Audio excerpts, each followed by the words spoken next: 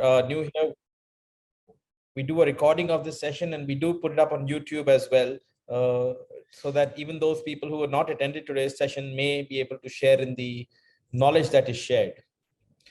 With your permission, ma'am, I'd like to begin. Sure. Thank you.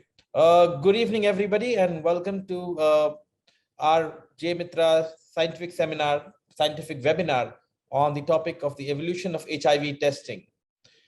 Now, HIV or AIDS, as we more commonly know it, has been around since the 1980s, probably a little earlier than that. But it was only in the 80s and the 90s that it really became, it ballooned, it became a scare, it became something that we took very seriously. And till today, we feel the effects of that, because in every hospital, in every surgery, before you go in for a surgery, there is an HIV test that is conducted, right? Yes, HIV has evolved over the years. The testing mechanisms have also evolved, and we are very pleased to have with us here Dr. DrAnuradhaDeshmukh. Dr. Deshmukh is the Senior Consultant Microbiology at the Kingsway Hospital, as also being the Infection Control Officer, if I'm not wrong, ma'am. And she is an alumnus of the IGGMC Nagpur, followed by her MD at Nair Hospital in Mumbai, and further education in Mumbai as well as in Delhi. She has been the secretary of the Indian IAMM Maharashtra chapter, as well as the vice president of the Vidarbha Association of Medical Microbiologists. She has a very keen interest in the field of hospital infection control. And, you know, HIV is something which is one of the key infectious diseases in the world today. And I would now invite Dr. Deshmukh to take us through this, ma'am. Please take it forward. I do believe I've given you the sharing, right? So you can share your presentation and enlighten us on the current trends of HIV diagnosis and testing. Yeah, thank you very much.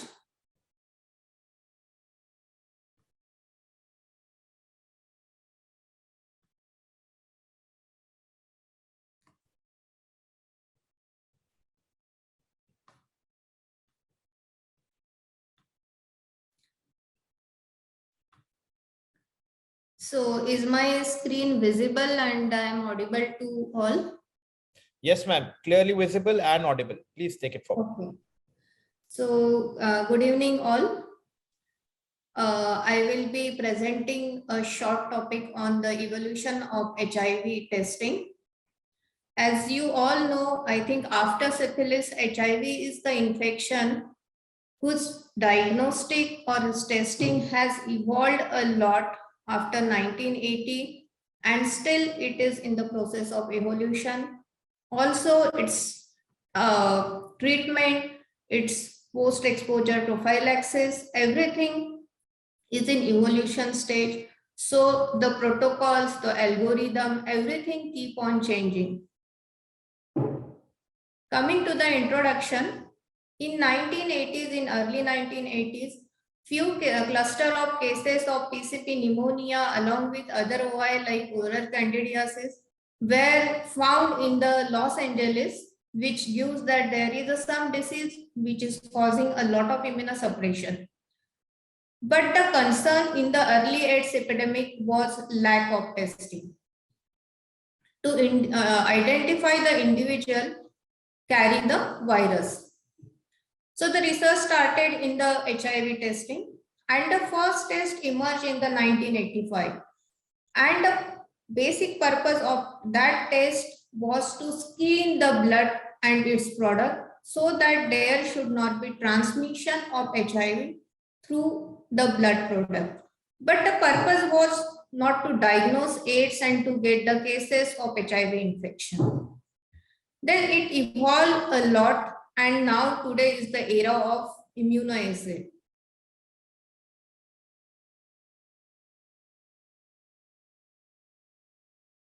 Which are quite sensitive. HIV testing is generally done through immunoassays, through rapid card method and the PCR. The immunoassays has evolved through first to fifth generation, in which the quality of antigen and the various type of antigen has evolved from the crude lysate to the recombinant synthetic antigen. Also, the type of antibody detected, like initially it was only IgG antibody, that too for HIV-1, but over a period, along with IgG, IgM detection also started for HIV-1 and HIV-2. Also, the HIV-1, HIV-2 differentiation was also started in immunoassay. It led to the decrease in the negative window period from 12 weeks to 7 to 10 days. So we will first see the evolution in HIV immunoassay. In first generation HIV immunoassay, when in 1983, the HIV was isolated, described in detail, the diagnostic tests were developed. They use separate HTLV3 and the lymphadenopathy virus isolate as antigen in the first generation immunoassay. The test principle that was used was enzyme-like immunosorbent assay, that is ELISA, and chemiluminescence method, that is CLIA method. Both these methods use crude culture lysate proteins as antigen in the first generation, and it used to detect only IgG antibody to HIV-1. The sensitivity of first generation was quite good, but the antibody negative window period was up to 12 weeks or more post-infection, because of which the acute HIV infection cases were missed till 3 months or more than that. As I already told that the sensitivity is pretty good, which used to protect the blood supply, but it was giving lot of false positive result, especially in low risk individual. The false positive results was mainly due to the other viral infection, autoimmune diseases, pregnancy, and some unspecified conditions. Similar to the syphilis, a second level of testing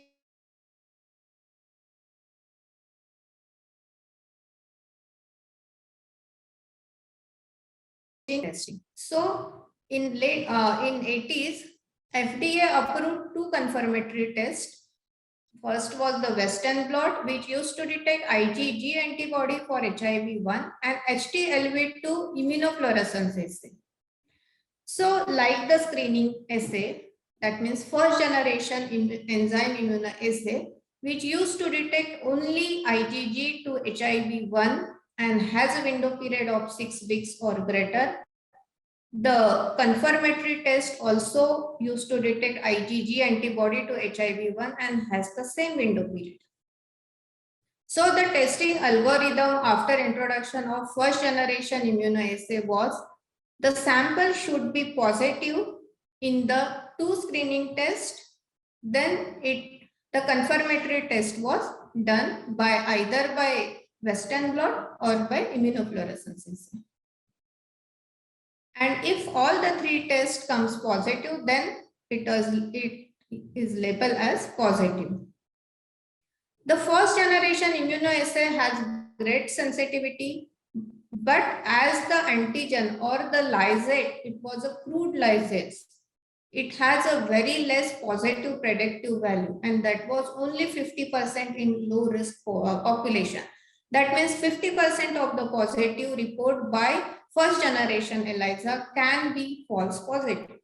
So clearly there was a need for better test that could be used for diagnosis of HIV infection.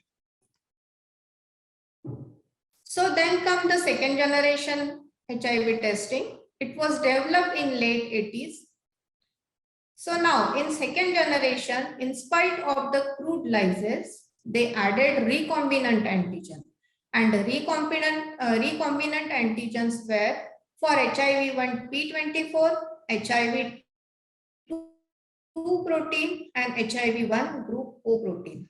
These antigens were added to the antigen milieu, and it used to detect only IgG to HIV-1 and also to HIV-2. As the quality of the antigen is improved in second generation ELISA. The specificity is also improved, thus the positive predictive value of the screening procedure improved. The antibody negative window period decreased from 6 weeks and more than 6 weeks to up to 4 to 6 weeks. Still, the antibody negative window period is pretty high. Now, in second generation, we could able to detect IgG antibody to HIV-1 and also to HIV-2. So, the algorithm of testing was changed with the introduction of second generation HIV test. So, they have to add HIV-2 confirmatory testing to the algorithm. The overall testing algorithm remained the same. However, the repeatedly reactive screening results still were confirmed by either Western blot or immunofluorescent assay. Inclusion of HIV-2 protein in the antigen mixture added another level of testing to the specimen, repeatedly reactive in the screening test, yet negative by the confirmatory procedure, because the confirmatory procedures were HIV-1 Western blot and the immunofluorescence assay. So I will go to the algorithm. Okay, this is the algorithm for testing after the introduction of second generation ELISA. HIV-1, HIV-2 enzyme immunoassay, repeatedly reactive, that means reactive in two tests or reactive in duplicate test used to test in by HIV-1 Western blot. If it is positive by HIV-1 Western blot, then it is labeled as sample positive for HIV-1. But if it is negative by HIV-1 Western blot or intermediate, then the HIV-2 enzyme immunoassay used to done. And again, if it is reactive in duplicate, then HIV-2 supplemental test, that is either Western blot or enzyme immunoassay used to be done. And if it is positive in confirmatory test, then only it is labeled as HIV-2 positive. If negative, then negative or indeterminate. Indeterminate sample should have to be repeated after 3 months. So here, though the antibody negative window period is decreased from 12 weeks to 6 weeks, still it is very high.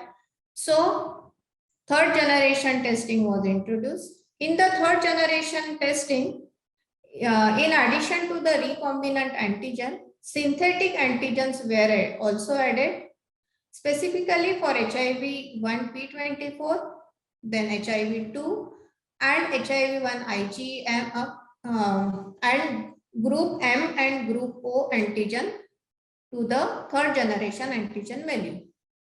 So it further improved the specificity and the positive predictive value, and as it used to detect IgM in addition to the IgG, it further reduced the antibody negative window period to 2 to 3 weeks post infection. So initially in first generation it was 12 weeks or more. In second generation it was 4 to 6 weeks, and now in third generation the window period becomes 2 to 3 weeks.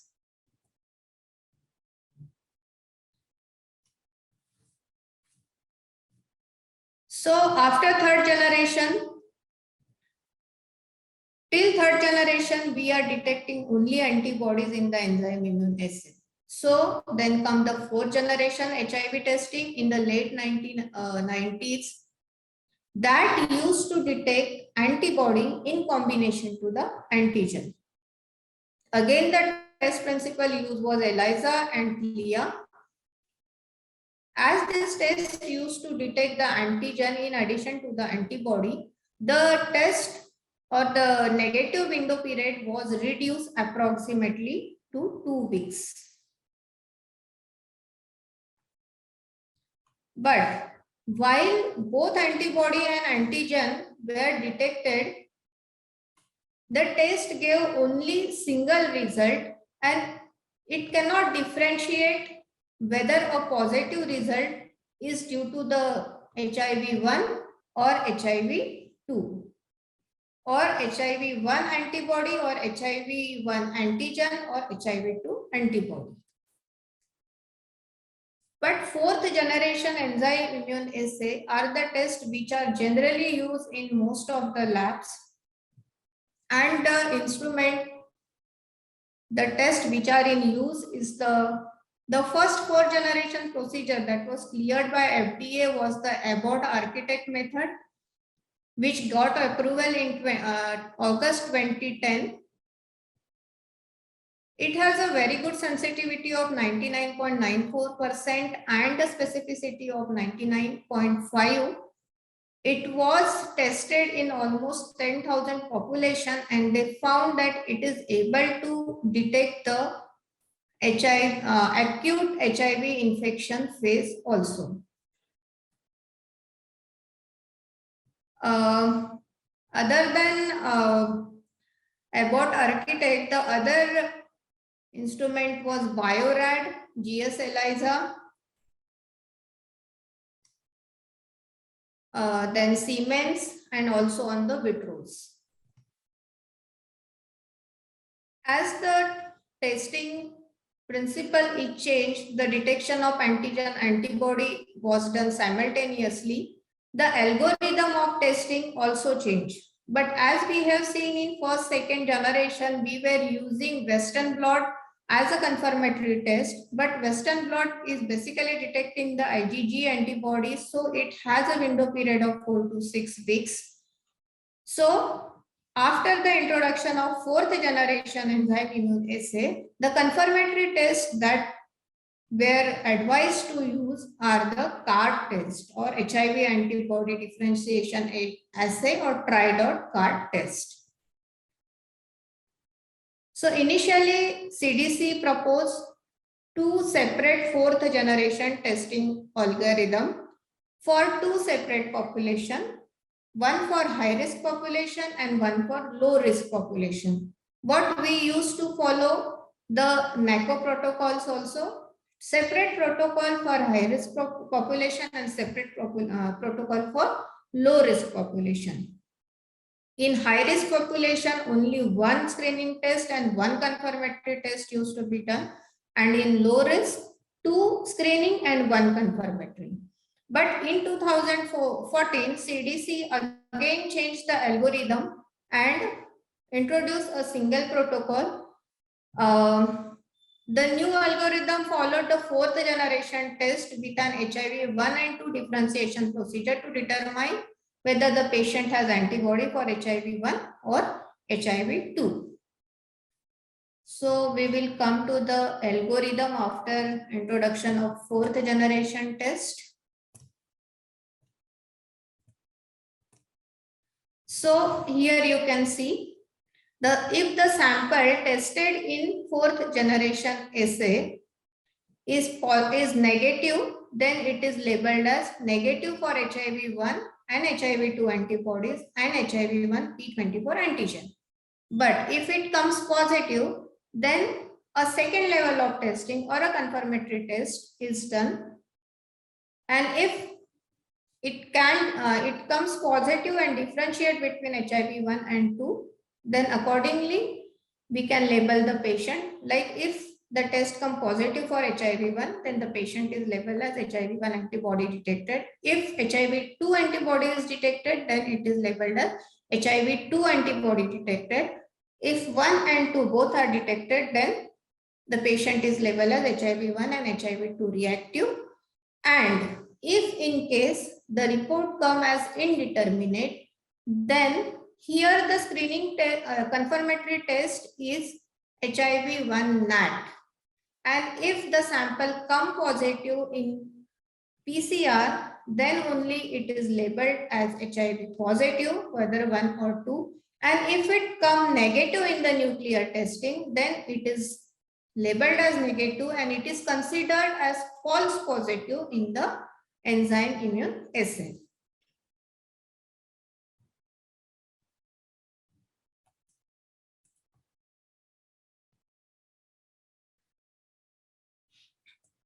The 4th generation test and algorithm has improved both sensitivity and specificity in detecting early HIV infection compared to those of the previous algorithm using Western blot as confirmatory procedures.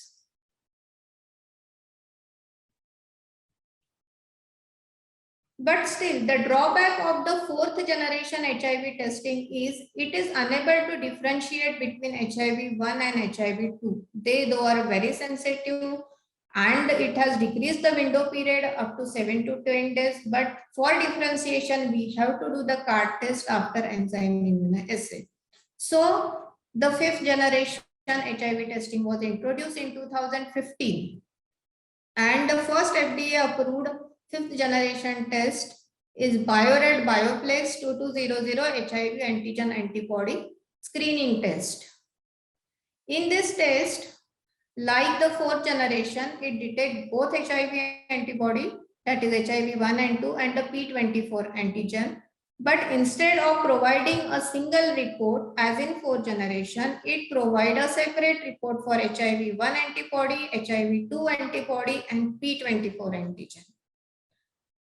This assay will need a new algorithm, as there is no need for supplemental HIV-1 and 2 differentiation.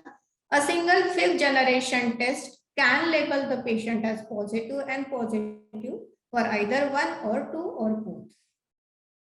Here, in early stages, we can get only P24 antigen positive, as in acute HIV infection cases, and it need not to be confirmed by antibody testing, or in case if antibodies are positive and antigen is negative, then also the antibody positive, antigen negative cases need not to be confirmed by antigen assay.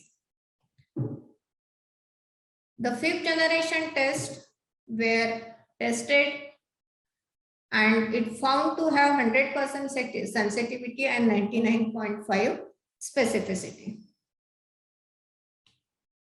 And the test that is available in market is Bioplex 2200 HIV antigen antibody assay. So here I have explained the first, second, third, fourth, and fifth generation enzyme immune assay, its advantages and its disadvantages. So now we will go to the rapid card method. Before that, this is the diagram where the evolution of enzyme immune assay is summarized very nicely in a single diagram.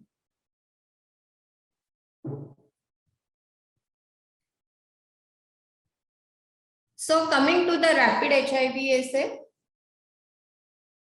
So what was the need of the rapid HIV assay? Though the immunoassay are doing good, they are very sensitive, they are specific.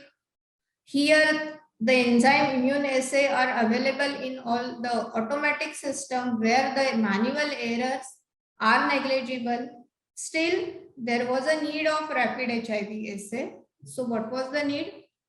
So the advent of HIV prophylactic treatment following an occupational blood or body fluid exposure, as well as a need to label or to able to provide HIV result to patient in a small clinic where the automated systems are not available, or in emergency room, or in labor or delivery. All these conditions set the stage for manufacturer to develop a rapid HIV assay where the testing can be done with minimal requirement, minimal technicality, and the report in very short duration. These rapid HIV assay are also gone through the evolution from first generation to almost third and fourth generation. And the advantage of rapid HIV assay is, along with whole blood serum plasma, we can do the rapid card assay on the oral fluid also. So OraQuick method was the first which has been approved by FDA to do the HIV home testing. But is the CARD test should be used as a screening test. That is, now we can see almost in all labs, instead of enzyme immunoassay, the CARD tests are used as a screening test. But FDA had approved the use of CARD only as supplemental assay in the 4th generation algorithm, but not as a screening procedure. And also in the special situation, which I have mentioned in my previous slide. The 3rd generation CARD test have good sensitivity and specificity, but it should be used as a supplemental assay in the 4th generation algorithm rather than using it as a screening procedure.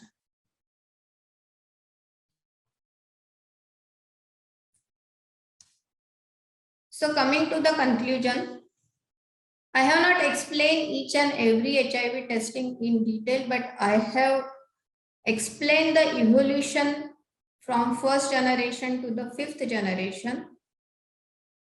So coming to the conclusion, HIV testing has evolved from being used as a method to safeguard the blood supply to being offered as a routine diagnostic test. The major deficiency of early HIV tests have already been overcome with the advent of 4th and 5th generation assay. The test negative window from infection to detection has been reduced from more than 12 weeks to 7 to 10 days. Positive predictive value have improved from less than 50% to 99%. And tests are available in variety of format. But with the introduction of new generation or new test, the testing algorithm need to be updated continually to be used appropriately with newer assays. We will have a small introduction to the quality assurance and the proficiency testing to be followed by each lab to give a good quality of report to our customer. So coming to the quality assurance program, every laboratory should have a quality assurance program in place to continuously assess and improve the process integral to the production of laboratory result. So the quality assurance will start from the collection of your sample, transportation of your sample to the lab, then whether it is in acceptable or rejection to set the criteria for rejection, then processing, then doing the internal quality control, external quality control as per the need. Everything, the protocol should be at place. Then every laboratory should have their own standard operating procedure for each and every immunoassay or rapid card. Then the manual should be reviewed regularly by the senior staff. Audit should be conducted by the technical officers, and the staff must read and familiar with the procedures they are responsible for performing in the laboratory. Because without doing the quality assurance, we will not get confidence to hand over the report to the patient. Also, while providing the positive report to the patient, we should follow the NACO protocol. We should repeat the test by confirmatory test and then only provide the report to patient. Then quality assurance should be done for reagent, for equipment, over time to detect any change in quality and integrity. For reagent, if the lot changes, you must do lot-to-lot verification. For equipment, calibration, maintenance, its PM should be done on time to time. Then daily, weekly, monthly equipment maintenance should be carried out as per manufacturer's instruction. Then control should be run in addition to the controls provided by manufacturer. You can also get the external controls. You can purchase it and set our own protocol that which level of control you are going to run and what will be the frequency. Control should be selected to include weak positive or borderline sample as well as those giving a strong positive and negative result on each assay used in the laboratory. Preferably the control should be of the same lot so that you can put the value and plot your own LJ chart on regular basis, and it should be reviewed so that you will get any aberrant values or shift in the control performance. Then you should check for the reagent or sample carryover fault in your instrument or in cleaning. Then procedure should be followed when controls are out of range. If your control goes out of range, then you should check the temperature at which the controls were preserved, then the SOP that the technician has followed, and the problem should be detected and corrective action should be taken. Coming to the proficiency testing. Proficiency testing will include your external quality assurance program or the ILC. Participation in proficiency testing is key component to any laboratory quality assurance program, if it is available locally or nationally. If the EQUAS program is not available, then you can go for ILC, or some group of lab can come together and they set their own proficiency testing program. And nowadays, the proficiency testing program is a requirement for NABL also. So, thank you.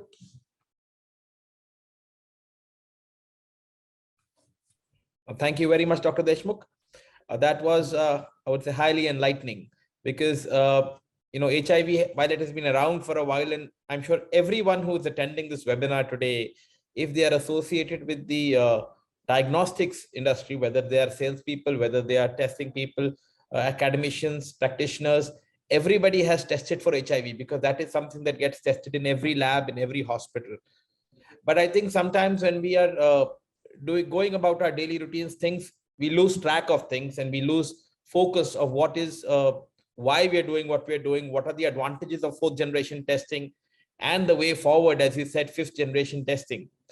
If I understood correctly, ma'am, your point on 5th generation testing was that it was able to give separate, the test was able to differentiate between HIV-1, HIV-2, and the P24 antigen. Is that a correct understanding? Yes. I don't know if you're aware, but there are tests available today in the rapid also, which can give HIV-1, HIV-2, and P24 antigen. They are not so much rapid tests, they are more ELISA in their operation, because there's always there's a wash operation, there's a washing step involved, so we call them a mini ELISA, but they are available. But somehow, where do you see the market heading right now in terms of the testing? You are at the forefront of testing out in Nagpur there, and do you see that any new systems, any new technologies that are up for adoption right now with respect to HIV testing, ma'am? Anything new that you see out there which people are willing to adopt? What I will suggest that for screening purpose, like in any hospital attached laboratory or any good laboratory, should always do screening with enzyme immunoassay, that to 4th generation, and not directly with the card method, because card method is definitely have a lesser sensitivity than the enzyme immunoassay. So there are many chances that cases will be missed if you start your screening with card method. So you should do screening with enzyme immunoassay. So any method like ELISA or CLIA or ECLIA, and on the instrument that is available with you, either with Abbott or Siemens or Vitros, and then once the screening comes positive, you can confirm it with card method. Ma'am, what is the future of the NAT? In the not today, but like 5-10 years ago, I do remember that nucleic acid testing, NAT, came on the front and was projected to be the next big thing in HIV testing, but somehow it hasn't caught on in the testing segment. Any indeterminate report we are getting in enzyme immunoassay in card test is definitely PCR or NAT is the ultimate solution for it. But then NAT has its own issues related to the cost. Of course, of course. So if we want to screen each and every pre-op case for HIV, then it is definitely going to add a cost to that package. So, but like you said, ma'am, if we are talking, see, certain things are very easy. The clear positives and the clear negatives are easy to understand. It is always the indeterminate, the gray zone cases, which create problems for the diagnostic industry. Yes, like I have mentioned in the algorithm that a screening test is positive by 4th generation enzyme immunoassay, but card is giving a negative test, because definitely card have a lesser sensitivity than enzyme immunoassay. That at that time the confirmation must be done with NAT. At that time, NAT is the only solution for that. How relevant is the Western blot test today? Because as I understand it, the Western blot is always confirmatory for HIV-1 and indicative for HIV-2 in most cases. So how relevant is it today? Western blot is detecting mainly antibodies, that to IgG antibodies. And if we are using 4th generation test as a screening test, which are detecting IgM and antigen also. So your negative window period is decreased with use of 4th generation enzyme immunoassay. And if in that case, if you use Western blot as a confirmatory test, which has a window period of 6 weeks to 12 weeks, so there are many chances that your screening will be positive, but your confirmatory will be negative. All right, I think that makes a lot of sense. So because we have been observing the use of the Western blot has come down drastically over the past 4 to 5 years. It is there are of course some purists, as I call them. They are still using the Western blot, but most labs and hospitals, in my observation, have moved on to having multiple 4th generation tests to kind of confirm one and the other, and then it's easy to give a report. Because unlike the other diseases, this is it is, as you still say, it's a matter of life and death, right? Because while there is ART, there is no cure specifically, as far as my knowledge goes. So thank you very much for your time, ma'am. Thank you very much for the effort, and we love the presentation. Our manager in Nagpur will be in touch with you to, he will present you with the actual hard copy, but in the era of social distancing, we still like to show a little appreciation, right, for presenting the scientific lecture on the evolution of HIV testing. Thank you, Dr. Deshmukh. Thank you very much. We look forward to our next interaction with you. Thank you, Mr. Jain. Thank you. Thank you. Thank you, everybody. And we will see you next Saturday for our webinar on hepatitis C.